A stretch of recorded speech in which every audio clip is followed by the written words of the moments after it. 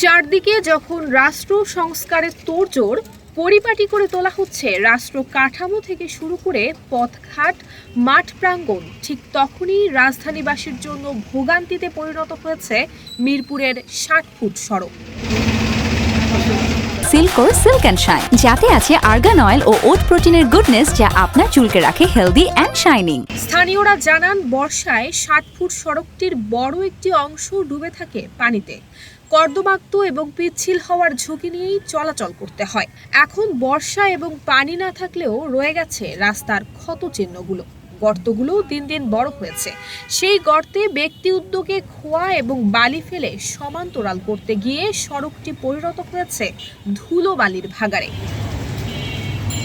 এলাকাবাসীর অভিযোগ, ২০১৪ সালের শেষের দিকে ২৪০ কোটি টাকা ব্যয়ে নির্মিত ৩.৬৩ কিলোমিটার দৈর্ঘ্যের সড়কটি এখন দখল হয়ে গেছে। প্রস্থে ৬০ ফুট বলেই সড়কটি ৬০ ফিট নামে বেশি পরিচিত। এখন ফুটপাত তো দূরের কথা, মূল সড়কের প্রায় ৩০ ফুট অংশই গেছে দখলে। স্থানীয় বাসিন্দারা জানান, এলাকার মানুষের দুর্দশার গল্প শোনার যেন কেউ নেই।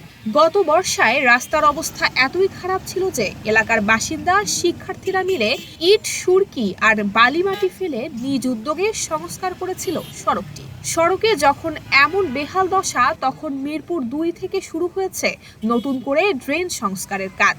এ কাজের ইট, বালু, পাথর সহ সব সরঞ্জাম রাখা হয়েছে সড়কের ওপর। সড়কের ধুলো, নির্মাণ কাজের ধুলো এবং ড্রেন নির্মাণের ধুলো সব মিলিয়ে ৬০ ফুট সড়ক যেন এক দুর্দশার নাম।